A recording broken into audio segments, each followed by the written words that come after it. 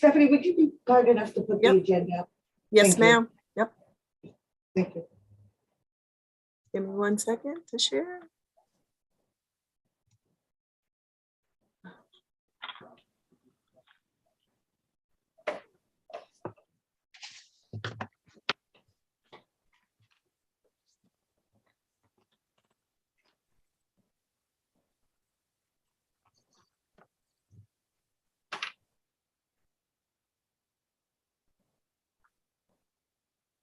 There you go. Coming. There it is. Alrighty. So I call this meeting to order at 6:11 p.m. on April 26th. Our excused members are Stephanie. We have excused Miss Karen McClellan, Mr. Raymond Robinson, and Dr. Emma Lucas Darby. Thank you. And I don't believe we have any absent members. No.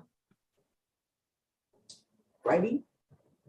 Everybody got to see the minutes from before, correct?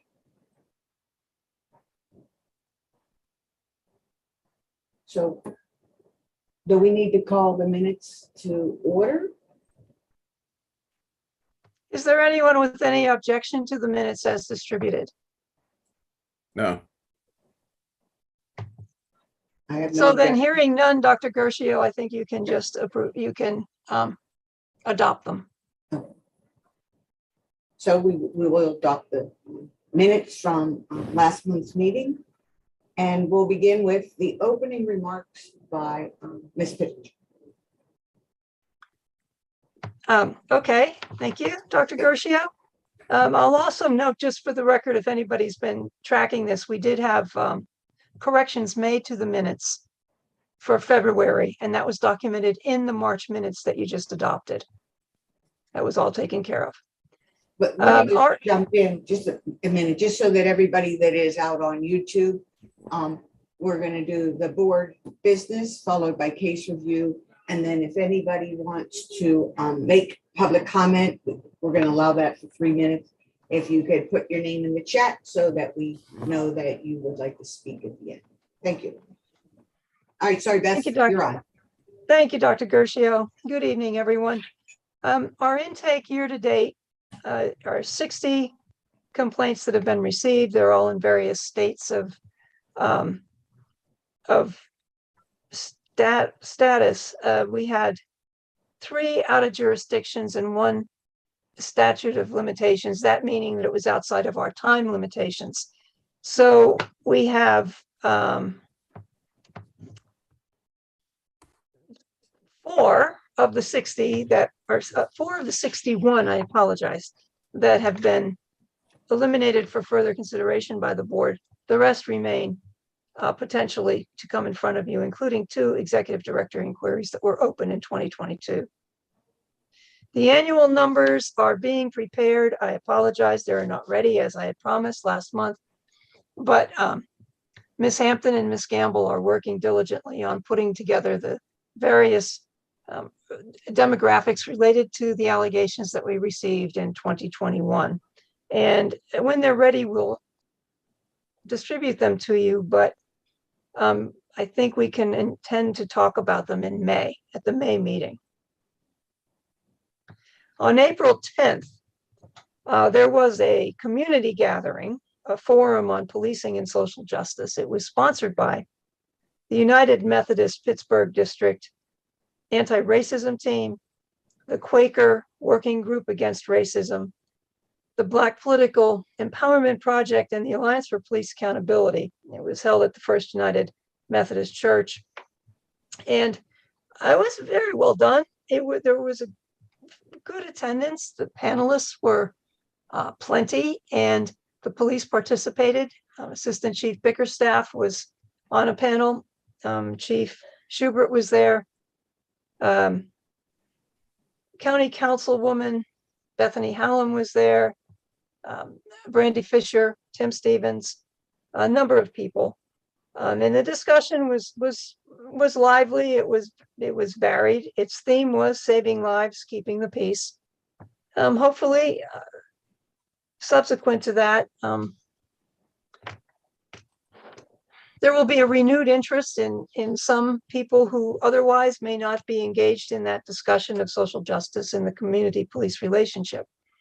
There were members of Mr. Rogers' family there. I'll note that it was an event that was conducted in the memory of Mr. Rogers and Peter Spencer. Mr. Spencer was a civilian who was killed in Venango County by another civilian. It was not police related, but there was a lot of controversy around the investigation that followed the incident of Mr. Spencer's death. And that certainly attracted a lot of concern and compassion from the local community. And so his memory was included in the presentation of this forum. Dr. Gershia and Ms. Hampton will be graduating from the FBI Citizen Academy tomorrow evening, I believe. Is that right? Sure. If either of you have anything to say about that experience, I suspect it was, I believe I was there in 2013, and I'm sure it's just grown and become more sophisticated, and I hope it was worthwhile. If either of you have anything to offer about that program. Stephanie, go ahead. It was a really good experience. I really enjoyed it. They're very much professionals. They disseminate the information very well. We got to shoot live rounds last weekend. We got to shoot a Glock. We got to shoot an MP5, and we got to shoot an AR-15. AR-15, yes. And it was a lot of fun over the weeks, and we got to meet lots of people and network. There's a lot And of- I didn't realize Dr. Gershia was so little. That's because I'm a very short person, right? Yeah, the gun was bigger than me, I swear. So you guys don't ever have to worry about me ever becoming a police officer, because my hand shook the whole time I had the gun. So, Yeah, but it was a great experience. And as you said, that they are professional people, and I got to learn a whole lot of things about each of those departments and what they do. So if you ever have an opportunity, I would suggest you do it. It's 8 weeks out of your life, but it's well worth it. And they have an association, and it's very good. I learned a lot. I learned a lot in the city of Pittsburgh Citizen Academy, and this just was a little bit more in depth of the bigger picture. More of a national, international flavor to it. So I highly recommend. Yeah, we note that the FBI, of course, their job is to investigate, and their level of professionalism is, the result of some pretty strenuous requirements and qualifications to be admitted in the first place. But then the nature and the type of work that they do is so much, they have to have a greater agility. Where we have our local officers, the municipal police officers, whose role is entirely different because they're responding to so many different kinds of community needs. I want to ask, if you don't mind, Dr. Gershio, I want to ask you and Stephanie, did you get exposed to, or did you have the experience of the concept of stopping the threat when you were at the range last week? So go ahead, Dr. Gershia, and then I'll No, respond. go, Stephanie. Probably have a better memory So, than me. so I think I told you, Beth, I got the high anxiety because we did 3 different stations, and we had to enter the different rooms, and no one was shooting back at us. It was just a paper diagram, but yet and still your anxiety is up because you're trying not to get shot. The simulators, I didn't have as much anxiety with that one because you kind of knew what to expect, even though you didn't know what to expect. But going into the doors and trying to bob and weave, it was just high anxiety. I don't know. What do you think, Dr. Garcia? I felt it was high anxiety, even when they did the cases and you were the person with the gun standing there, the police officer, and they put out the cases. I mean, the thing that kept going into my head was that the trainer said, you got to answer questions after you make that decision. The public will want to know. And that was the difference. I felt like they said they make a point of you have to explain why you shot. And under what circumstances. And Yep. again, there's people yelling in your ears, there's people screaming all around you, and you have to make that decision. And they had this little girl, 12 years old, with a gun and her brother walking off of a bus. And you were the cop that was called in. Now, what are you going to do? Because the little girl accidentally shot her brother that was like 6 years old. And you had to make a decision right then and there. If she was moving with that gun, whether she was going to shoot you or just set it down.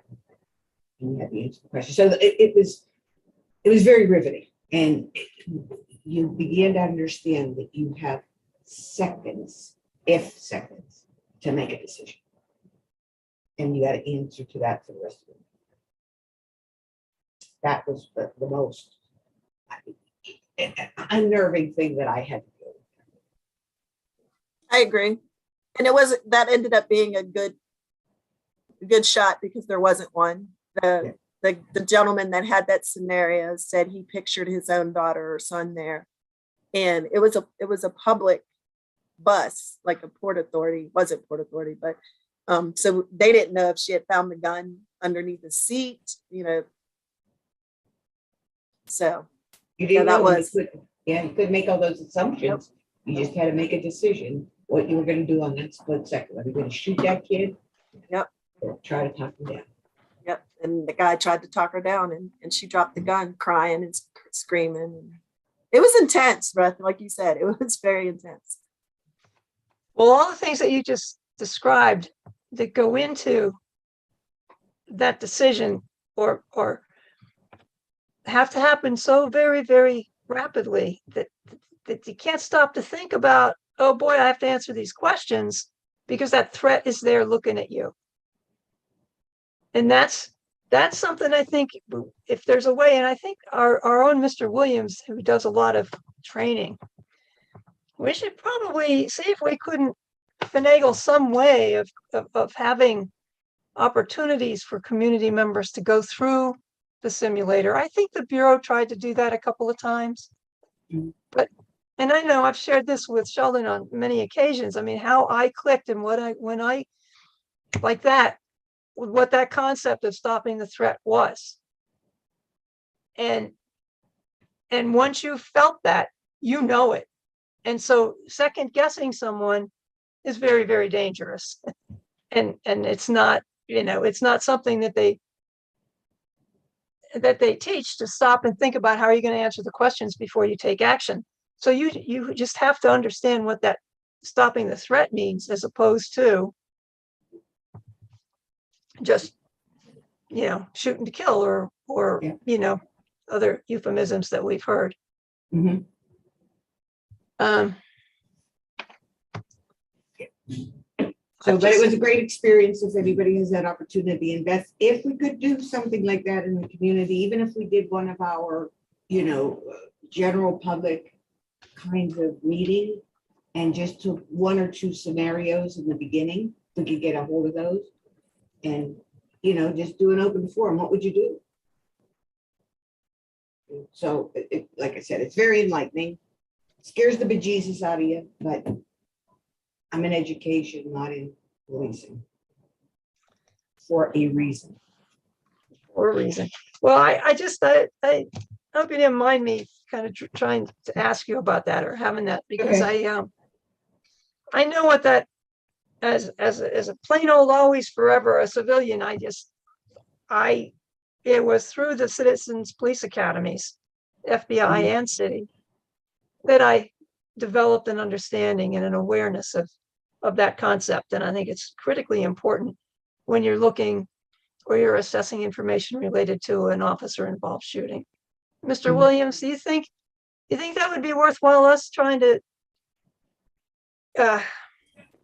pull together resources that perhaps we could offer sometime, a forum through the community, or have a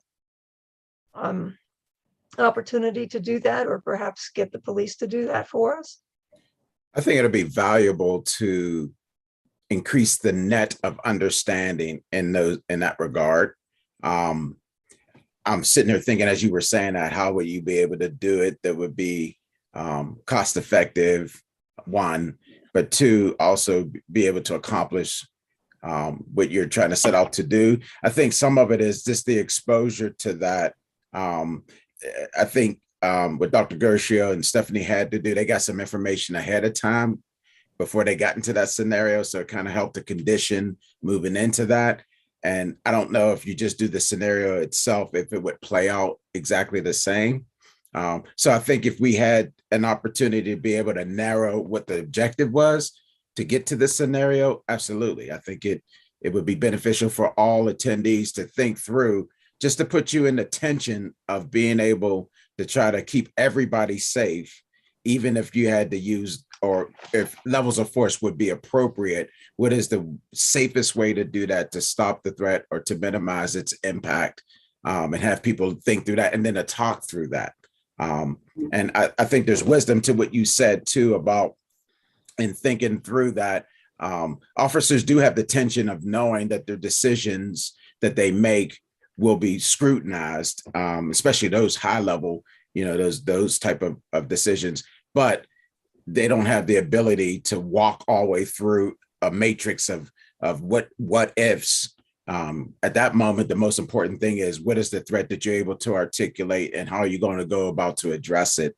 And hopefully the right decisions are made, even if those decisions aren't favorable to all participants on the scene. I mean, and the unlikelihood that those scenarios result in injury or death or the like, it may not, that's not the outcome that's desired when someone's technically not the outcome that they desire. It's what's necessary given the reasons why. And the tension comes in is reasonableness. Was it measured? Was it appropriate? Those decisions come in after the fact when the person makes the decision to do something. So to your original question, it's a yes. How we go about that, I'd love to have some conversations about how do we do that and get the best value out of it. Yeah, because I think you're right, Sheldon, is that they set the stage to say, and you know what I mean? They say, okay, we're going to be yelling in your ear. We're going to be doing this. You're going to hear all this. And, they basically set up the scenario before you turn it on. And then they shut it off.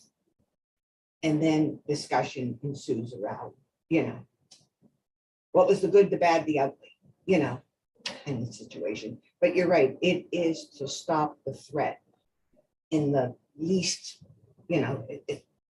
least casualties possible. And that's a very interesting concept when you're thinking about how many people could be hurt by that one action of someone else having a gun. Yeah. Well, I'm glad that you both had that opportunity and enjoyed it. And congratulate you for the stamina to get through the 8 weeks. And next time they have one, we will make sure members are aware of it. So if you'd like to participate, we can get you enlisted. That would be grand.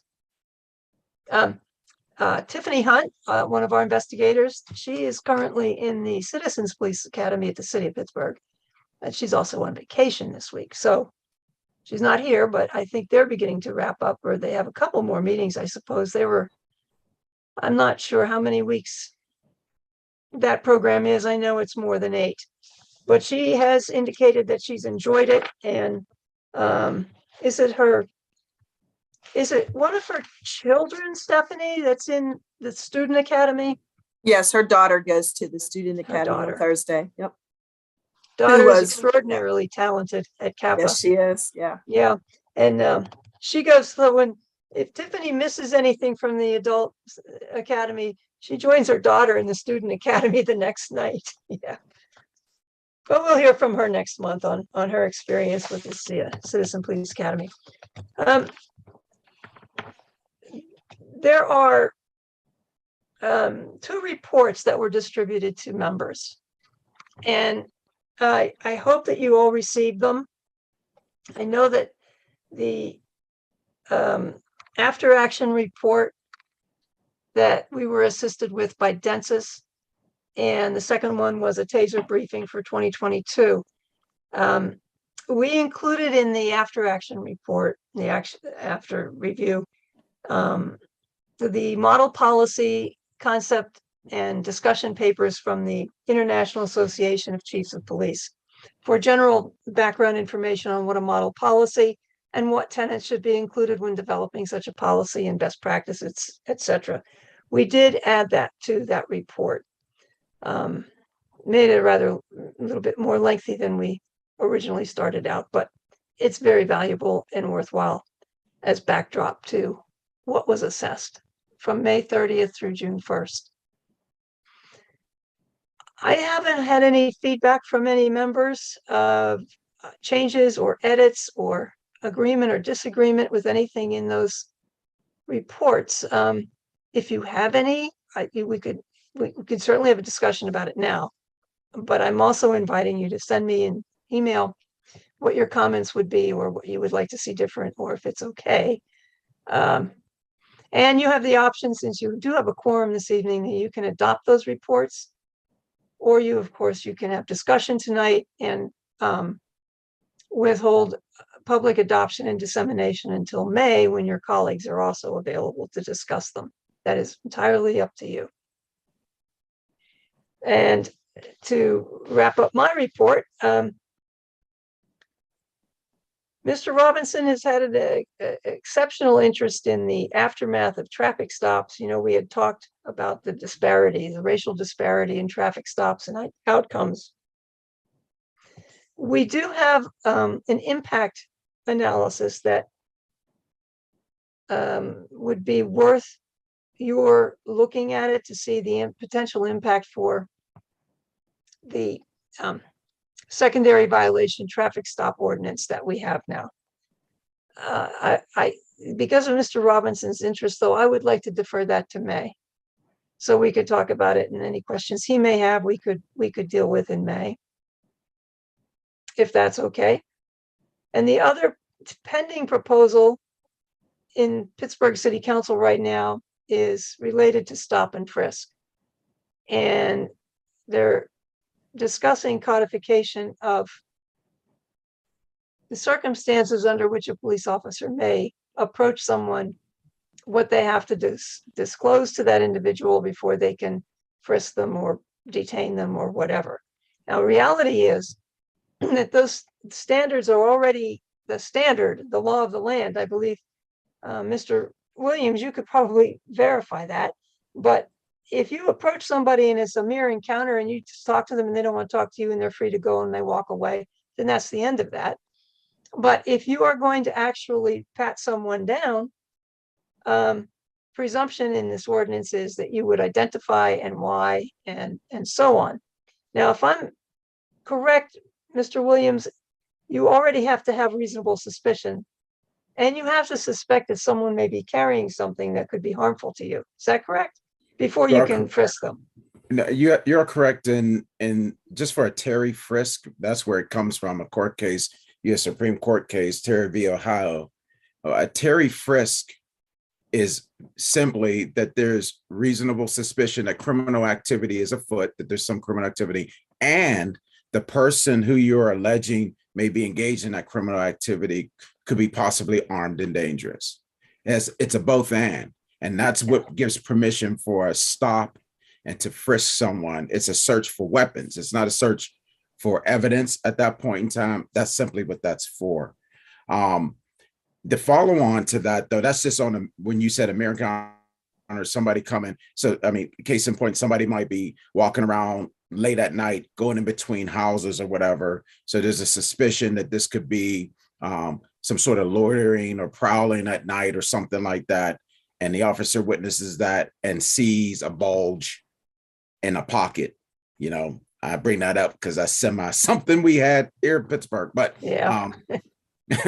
And that would be a reason for a stop and a pat down just by that alone. You have some criminal activity that's a reasonable suspicion. It's not probable cause. It's a reasonable suspicion that could be it. And you have some other articulable reason why you want to pat this person down for safety, for you to further the investigation or for safety of the situation. The second part to that just is that in that stop and frisk has been deployed in other areas. And even I would say some people remembering how they're allowed to stop and frisk, we've seen that deployed inappropriately.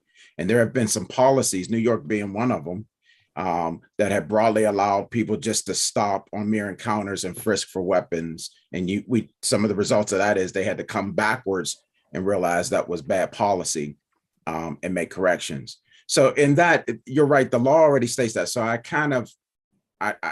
understand some of the reasons to try to minimize these incidents from happening. But if we're hold true to what the law permits, and when that is violated, hold those responsible and accountable when there is not those articulable reasons that gives permission to do that.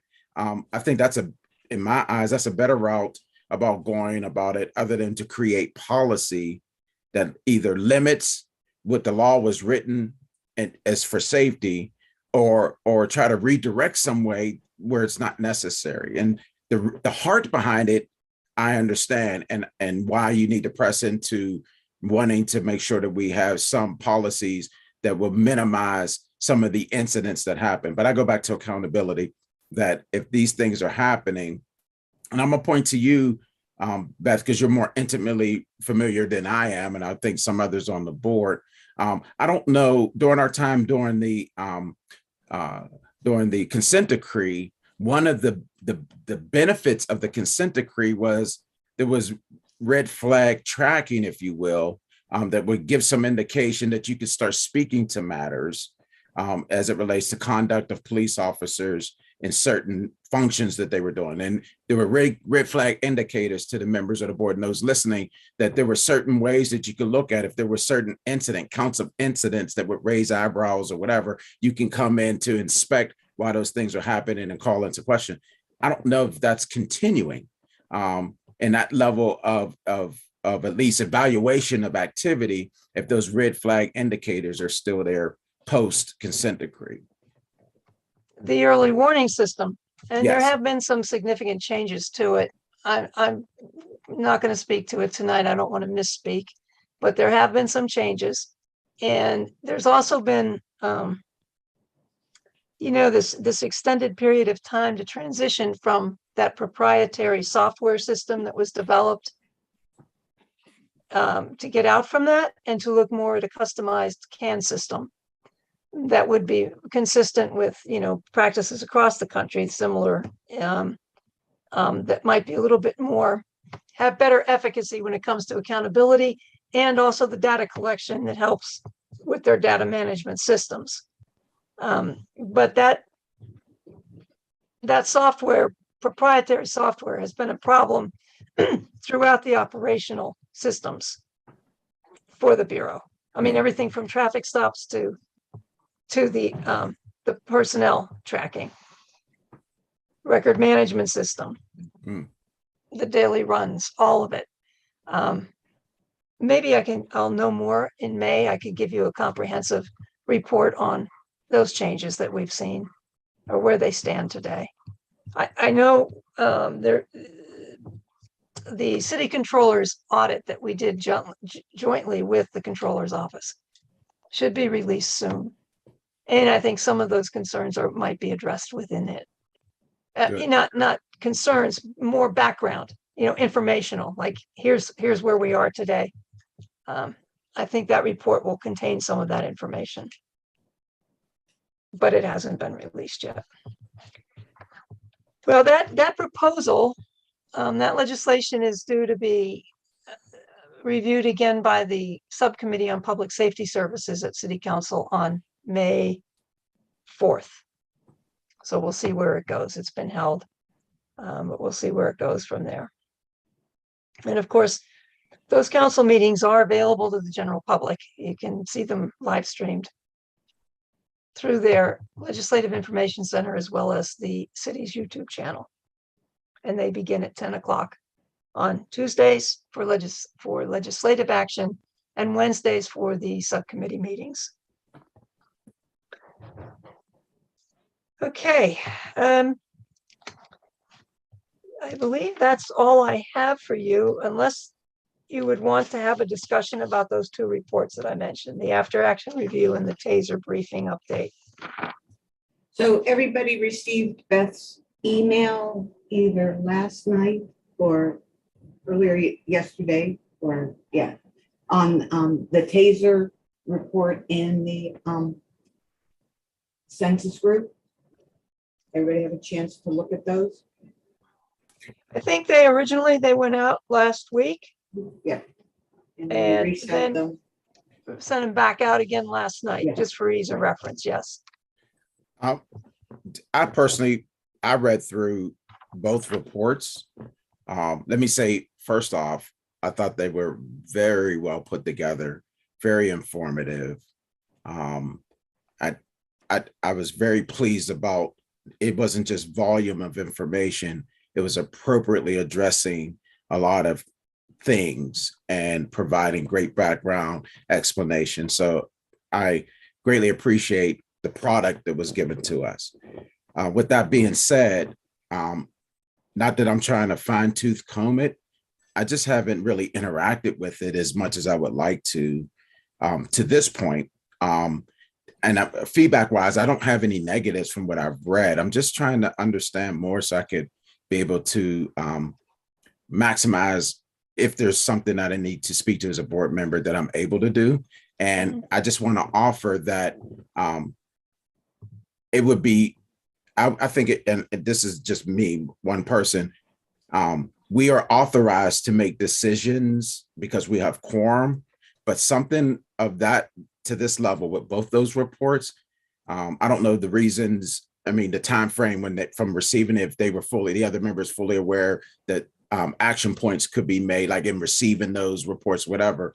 But I would love to have the opportunity of a full board as much as possible, be able to weigh into those decisions and not just left to the members who make up quorum today out of respect for those board members, one, but to have I would rather have the weight of more members in making that decision moving forward than just resting with us. And I'm not minimizing anybody that's on this board right now. I just think that's very important data that we have before us.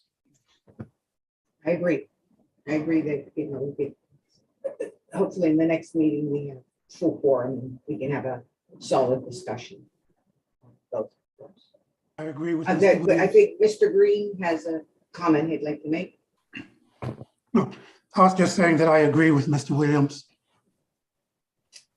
Thank you. Anybody else want to weigh in? I agree as well. I believe that a full committee can provide more input, insight, and information. For those who may not fully understand or have questions, it's good to have a full board to have further discussion. So I agree as well. Hearing that, then we will put that off and add it to next month's agenda. Thank you. Thanks everybody for your input. Dr. Gershel, if I may add to that, when it's sent out, when Stephanie sends out to that be made aware to every board member that an absence from next board, at least they have the opportunity to know if this is an important board meeting for you to be at to speak to those matters, that moving forward, the decisions made at that board, then they either acquiesce or accept that level of awareness, so that if there's plans that have to be made, if they can change them, if not, they can't be changed. At least they were aware that this was made an opportunity for the full board to be there to interact with this data to be able to move it forward. Great suggestion, Sheldon, because I think, we give everybody that at least opportunity to, weigh in. And Thank they you. can always submit suggestions or opinion in writing to the chair prior to. I have no new business. Does any other board member have any new business, or Executive Director Pittenger?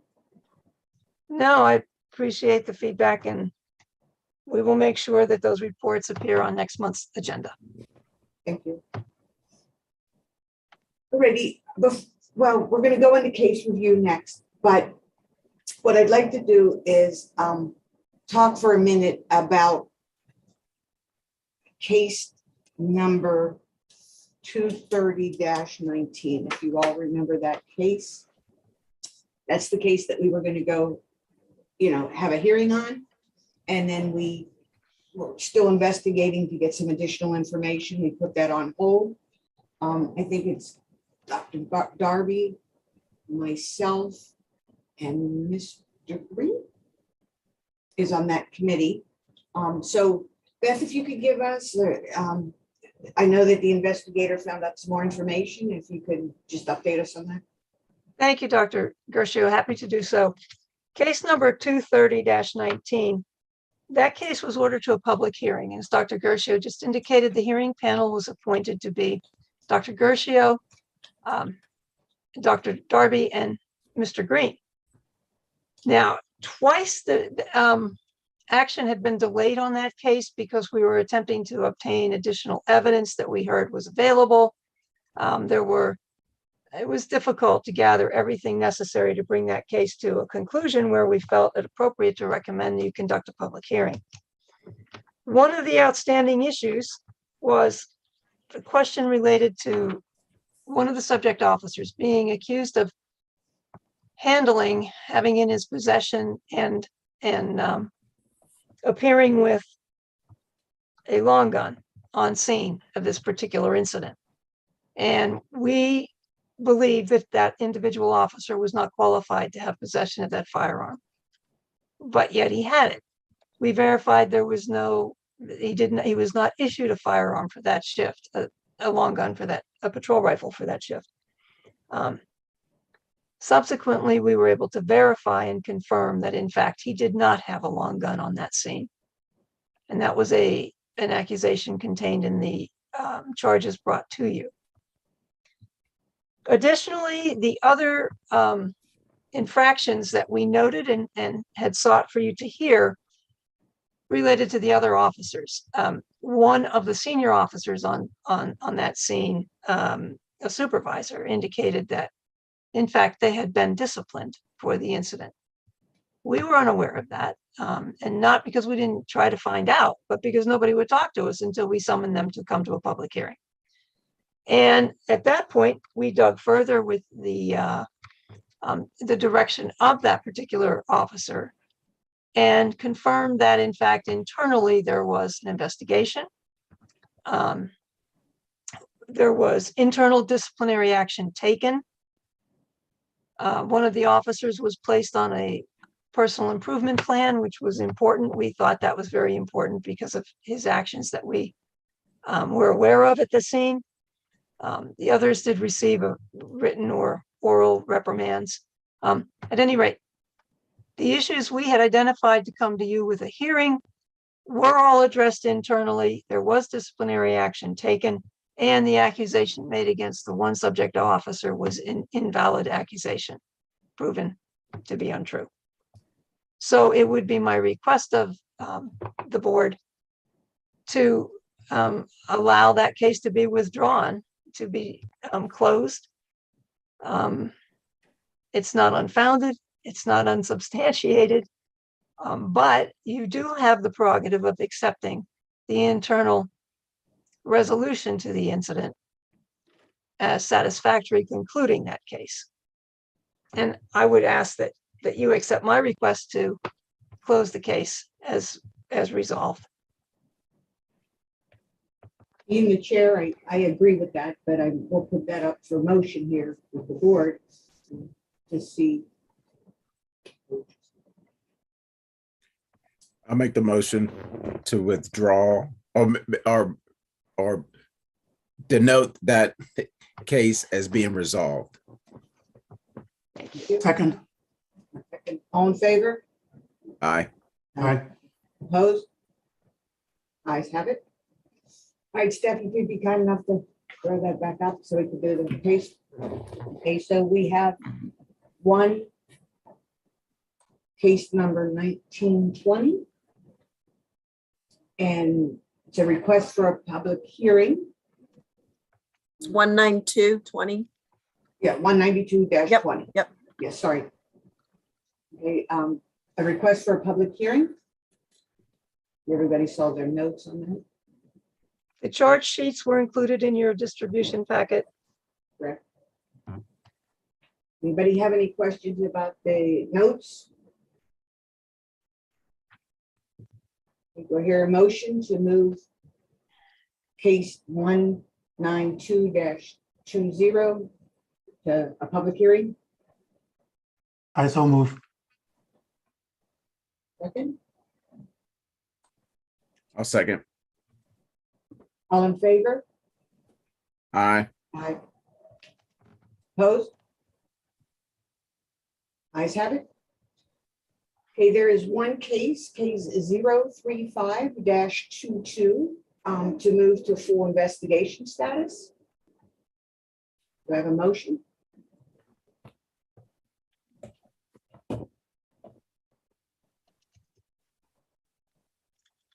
Did I miss something? Motion? I'm sorry, is there any questions about this case? Motion to move it to 30-day extension? I'll make I the motion. move. I'll second. All right, yeah, Keith, Sheldon, But that's for a full investigation, not for an extension. I'm sorry, That's for a full 30-day investigation. extension for a full investigation. I'm sorry, I read that wrong.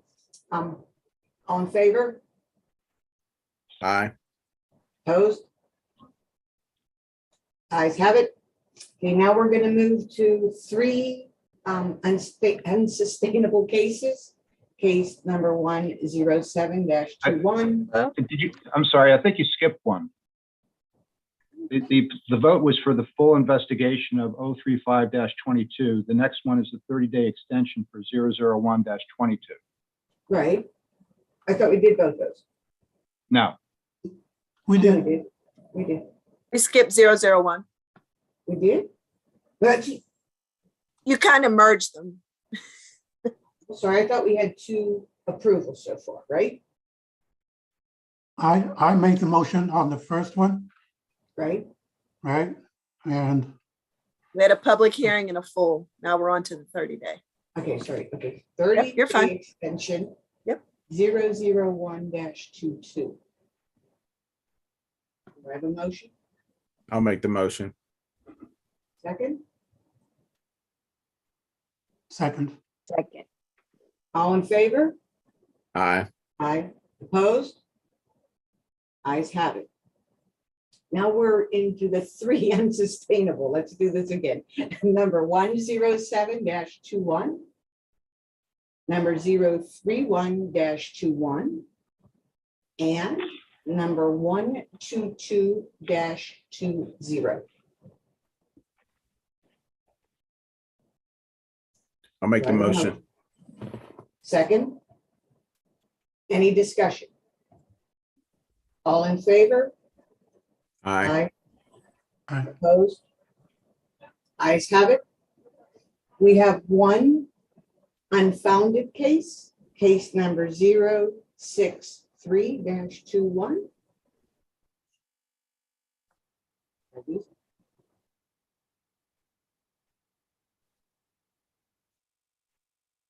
Here. Have a motion?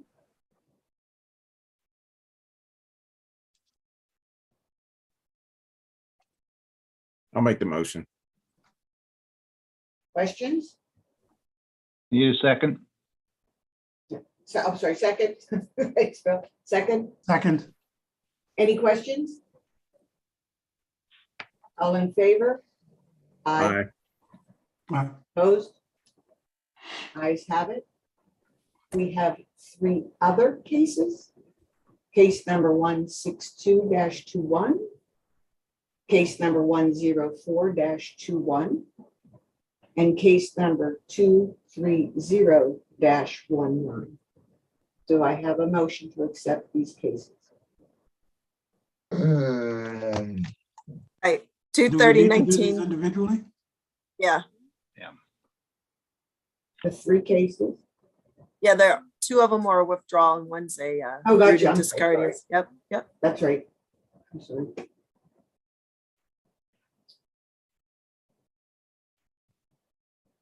So we're withdrawing these, right? Two of them.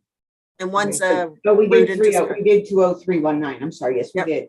162-21 and 104-21. We have a motion to, Well, there are two different remedies there. Yeah, we got to separate them, 19 and Dr. 21. Gershon. Yep. First and the third can be taken together. right, and we already did one. Right, We you did 230. So just take one at a time, withdraw. 162. Gotcha. 162-21 motion. I so move. Second, Second. any discussion? All in favor? All right. Aye. Opposed? Ayes have it. Now, the next one will take it independent 104-21. Do I have a motion to withdraw? No, it's a rude and Now, this is discourteous. to authorize Yep. rude and discourteous hearing. Motion, I'll make it. second, Second. discussion? All in favor? All right. Aye. Aye. Opposed? Ayes have it.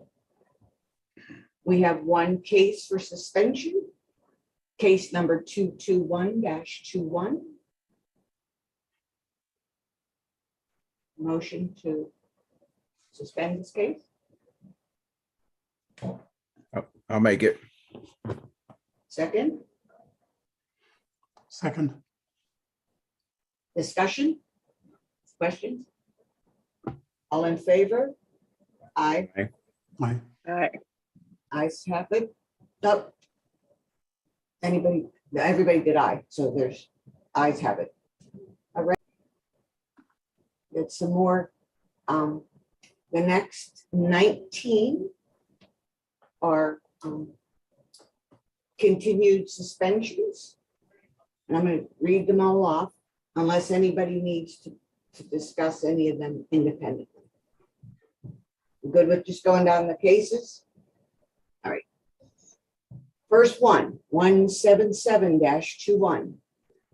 Second, 165-21. The third one, 160-21 ED. Case number 148-21, 138-21, 121-21, 099-21, 019-21, 252-20, case 192-20, case 130-20, case 112-20, case 014-20, case number 217-19, case number 190-19, case number 029-19, case number 016-19, case number 8718 ED, and I believe that is all 19 of them. Do I hear a motion?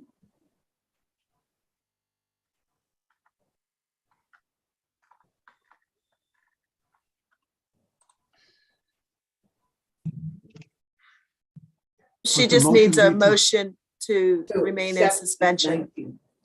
Okay. I so move.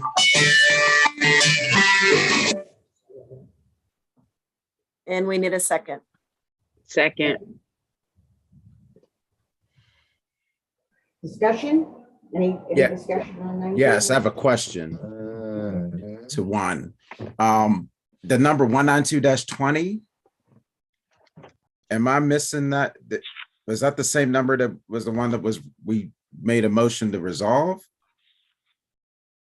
The 230-19 was one of the ones we, Okay, wait, I gotta figure out what 192-20 is then.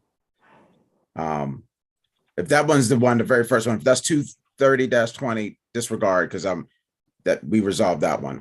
192-20. It's there. Yeah, I was reading up on 192-20 and I'm trying to remember. I'm sorry, Sheldon. I forgot to take it out of suspension because I moved it Yeah, up I to didn't get read rid it, of though. it. Yep. Yeah, you I get- did not read yep. it. No, Okay, When it came across, I did not put that one in there. got it. I Right, heard so the if you number though. yeah, so 230-19 and 190-20 have been moved up, and I forgot to take it off the bottom. I'm sorry. Okay. And I You're thought- right, Sheldon. I did read 190. Okay. Yes, yep. Okay, You're right. Yep, So instead of it being 19, there are 17. correct. And I'm sorry for that. cases. That's okay.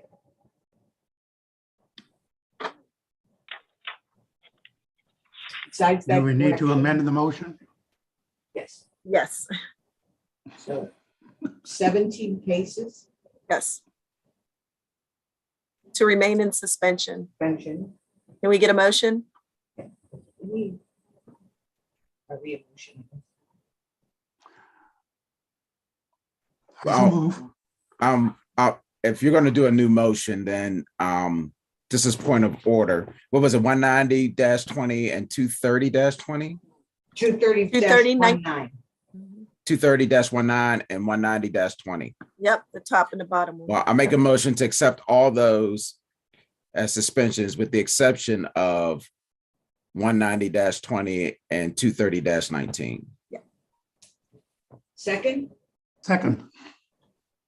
discussion? All in favor? Aye. Aye. Opposed? The ayes have it.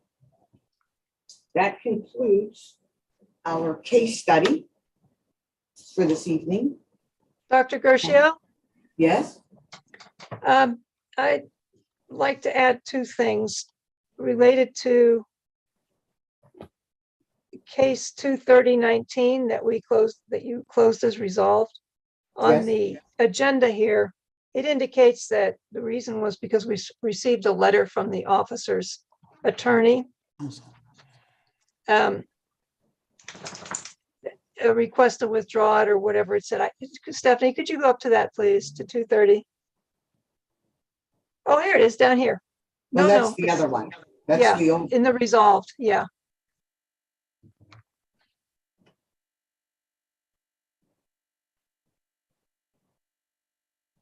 Okay, received communication from the subject officer's counsel.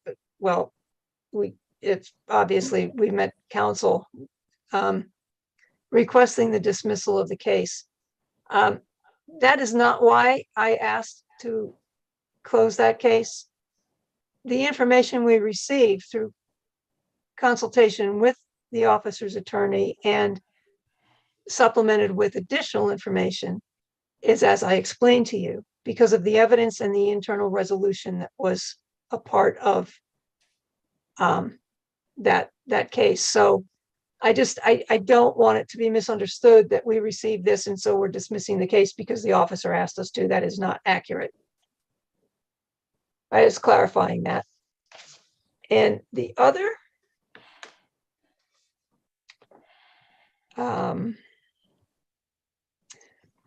Madam Chair, Madam Acting Chair, Madam Chair of tonight's meeting, would you care to appoint a hearing panel for 192-20,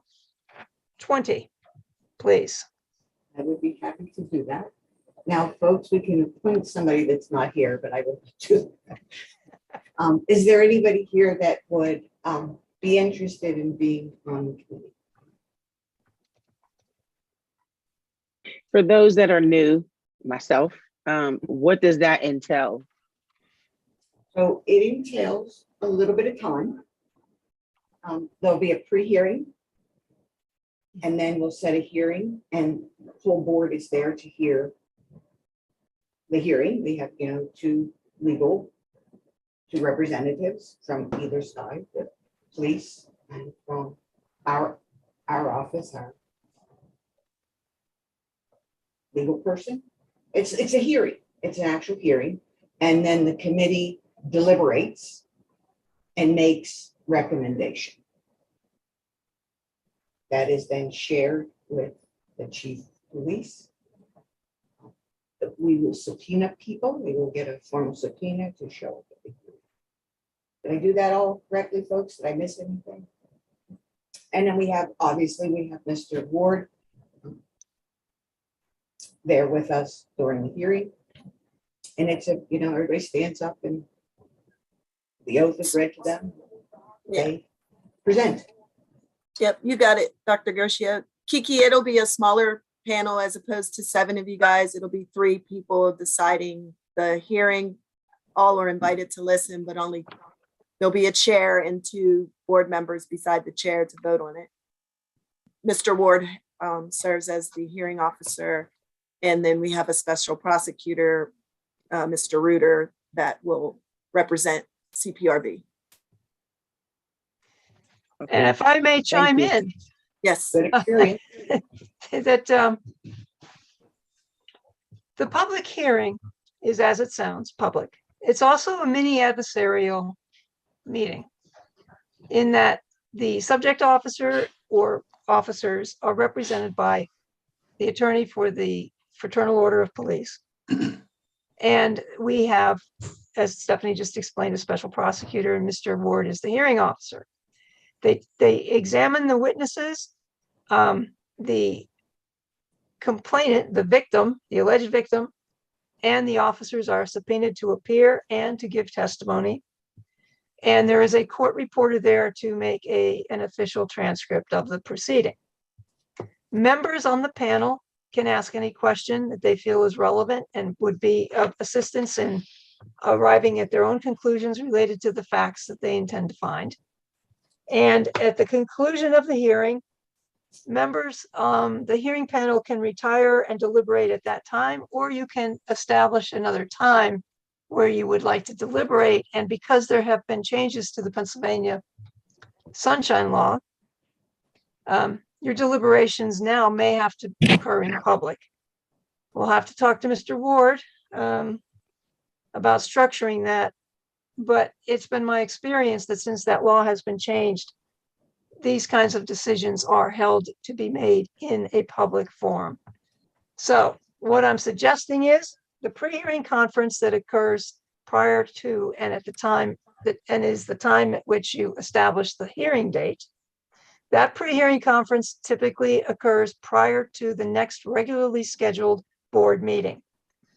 So in this case, we would meet at the panel and the officers and the complainant. There would be a meeting at about 5:30 or 5:45 before the May meeting.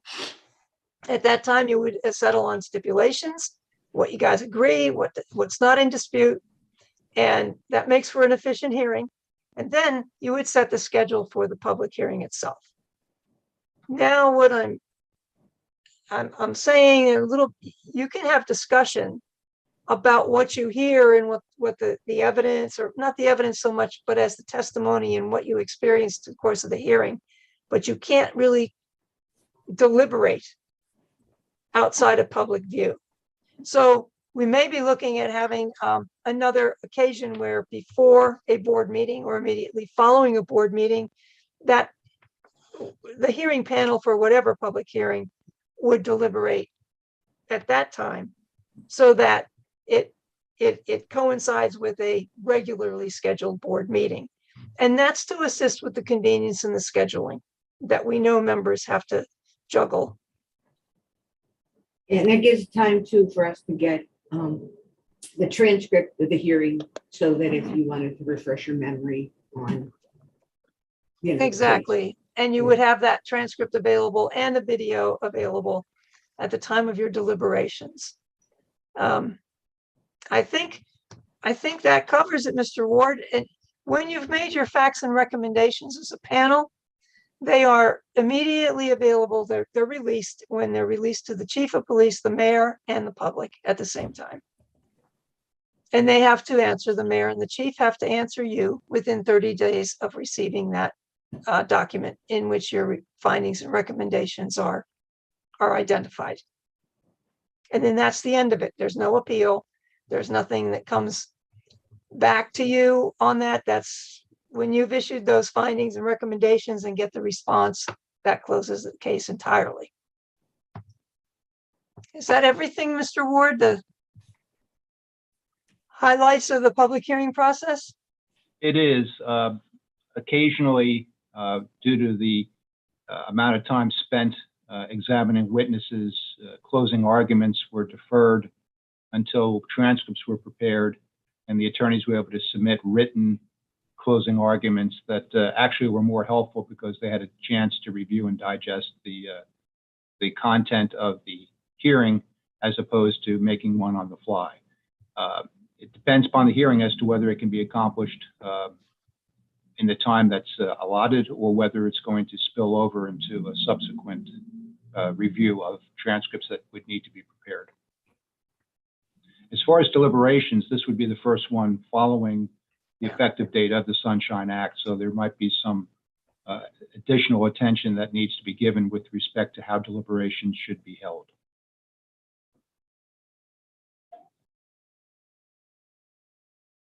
We have any volunteers of our members? Certain volunteer, but need two other colleagues. And if nobody here wants to do it, we could put an email out to the members who are not here, asking if they're interested, and if not, Dr. Darby gets to appoint them.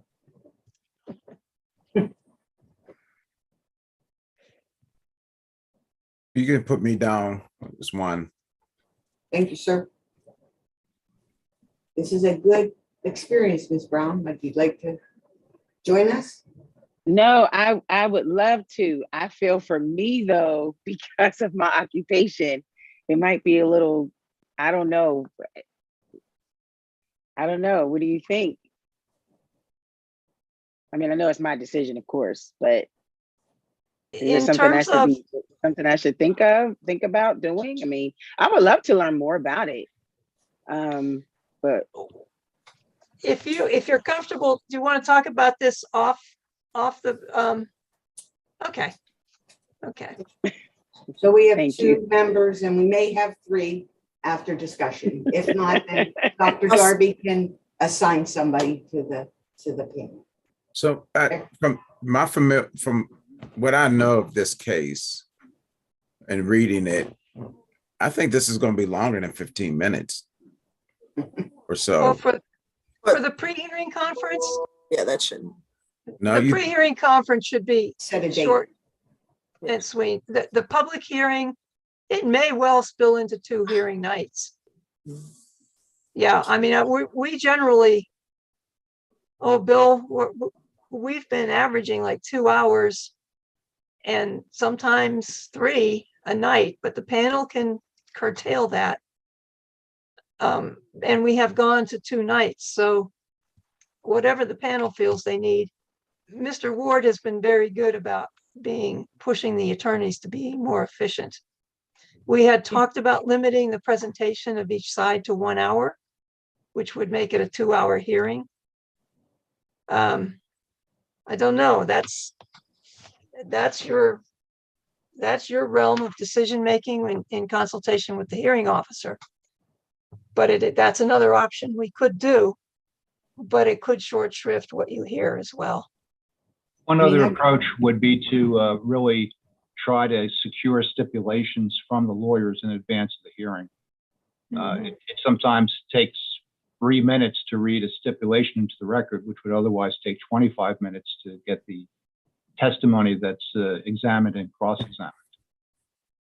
So a lot of these facts are probably stipulatable. I mean, that they can be agreed upon prior to the hearing, as opposed to people representing the parties figuring out, on the fly what needs to be presented or crossed. I just remember that we were in city county chambers till 9:30, 10 o'clock some nights right here. from this case, there was evidence produced with body worn cameras, right? That were disputing some of the. So that's what I mean. It could be. I like the stipulation, Mr. Ward. If there's, I like that. Yeah, I think in that case, there's one incident that is the crux of the whole thing. So it should be. Now, if we notify the parties involved and maybe encourage them to start working on those stipulations, we could make it for a pre-hearing in May that could be worthwhile. Not the pre-hearing being worthwhile, I mean that they would have the time to do the stipulations and agree to them and all of that, so that when we come in, it would be accomplished. Yeah. Fait accompli, then we would just agree to it, right? In the pre-hearing. Yeah, that would say start your record. It would be, we don't have to examine all of this stuff. They've already agreed. There's no dispute about it. And Mr. Ward, do you do that with the two lawyers, or do we just send them what we want? Well, what I'm thinking is probably the more logical approach is that at the time of the pre-hearing, I, on behalf of the board, would instruct them to prepare stipulations that would be ready at the time of the hearing. I don't think they'll be ready to do stipulations by the time of the pre-hearing. I could be mistaken, but typically the pre-hearing is to try to figure out scheduling, how many witnesses are going to be called, what's the nature of the evidence, will there be a need for a subpoena for body cam footage, things like that. But they'll also be reminded that the hearing panel would appreciate getting to the point, and the best way to do that would be through the use of stipulations. What do you think? Half, 2/3 of the committee here, you okay with that, Sheldon? Mhm. I think it's efficient. I like that approach. Thank you. All righty, agenda, please. I think that's the next is public hearing. Do we have anybody in the chat that would like to say anything? Don't see There's anybody. no one in attendance. No one's in attendance today. No. The whole meeting? Yeah, it's just our team. There's no outside attendees. Okay. And I'm pulling up the agenda. 1 second. We just got to get the next. Yep. Any other new business? Yep. Any old business? Old business? And I think the last thing is to get our meeting, and then again, that this meeting would, the committee, the hearing panel would meet at 5:30. And our next meeting is May 24th via Zoom at 6 p.m.